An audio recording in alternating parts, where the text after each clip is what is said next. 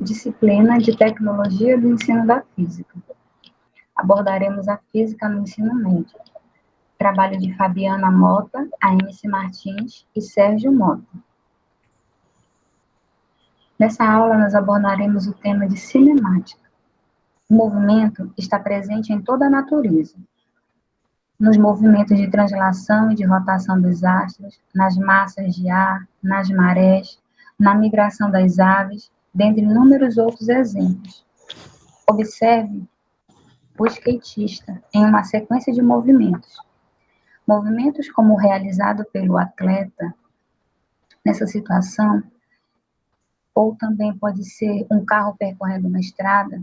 Esses movimentos podem ser descritos matematicamente por meio de gráficos e funções. Nós vamos estudar um pouquinho sobre a cinemática, que é a parte da física que descreve os movimentos sem que suas causas sejam levadas em consideração.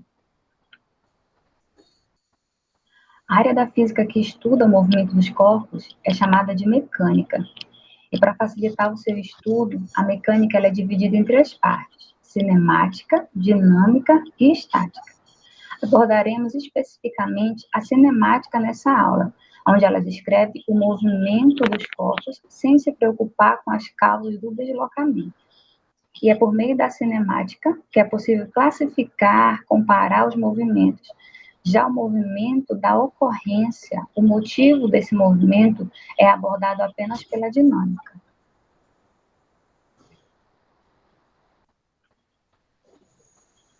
O evangelista Torricelli foi quem descobriu essa equação, e a equação de Torricelli ela é uma equação da cinemática, onde ela permite calcular a velocidade final de um corpo em movimento retilíneo uniformemente variado, ou seja, com uma aceleração constante, sem a necessidade de conhecer o seu intervalo em que este permaneceu em movimento. Ele chegou a concluir a seguinte expressão: e por meio dessa expressão, a equação de Torricelli, nós podemos usar para resolver exercícios que envolvem acelerações constantes, no caso em que o intervalo é informado. Usando a equação de Torricelli, nós podemos determinar grandezas como velocidade inicial, velocidade final, aceleração e o seu deslocamento. Usamos a equação também para determinar a função horária da posição e a função horária da velocidade. O gráfico dessa equação de velocidade, em função do tempo, é sempre uma reta ascendente ou descendente, para os casos de movimentos acelerados e desacelerados, respectivamente.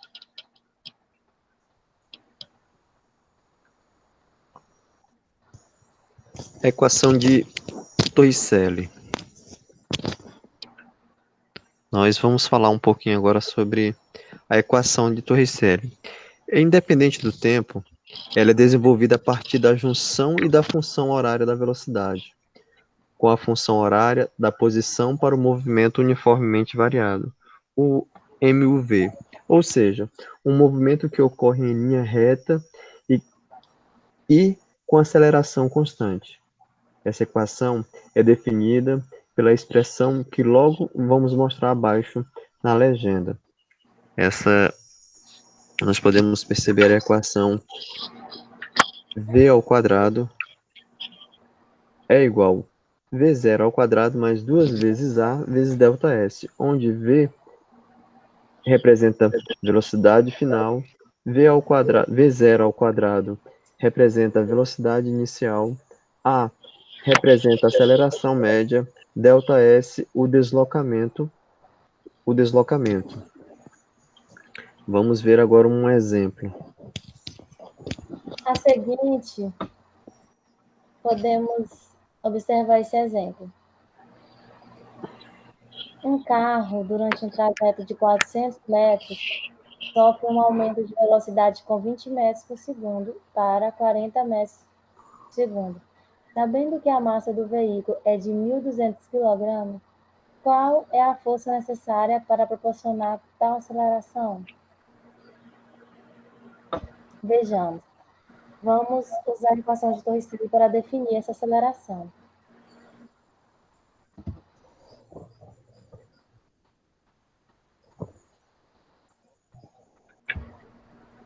acordo com o enunciado, a velocidade inicial era de 20 metros por segundo. Logo, V0 é igual a 20. A velocidade atual é de 40 metros por segundo. Logo, V é igual a 40. Como o trajeto possui 400 metros, então, substituindo já na fórmula da equação de Torricelli, 40 ao quadrado, velocidade final, é igual a 20 ao quadrado, velocidade inicial, mais 2 vezes a aceleração, vezes 400, que é o deslocamento.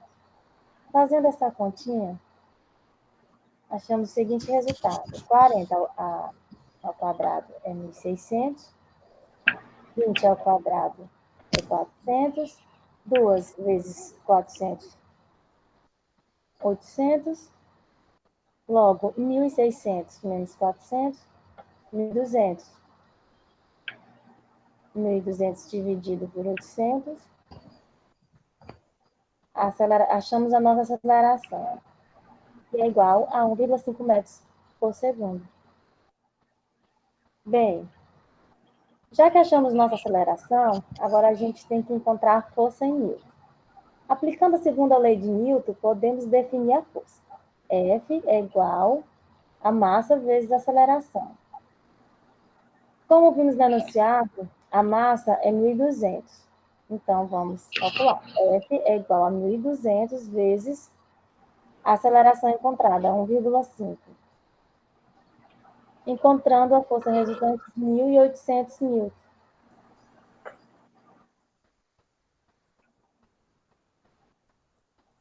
Vimos que, por meio desta equação, é possível calcular aceleração, velocidade, final, inicial, e até mesmo o deslocamento de um corpo que se move com aceleração constante quando não se conhece o intervalo de tempo no qual o movimento ocorreu. Chegamos ao final da nossa aula. Muito obrigada.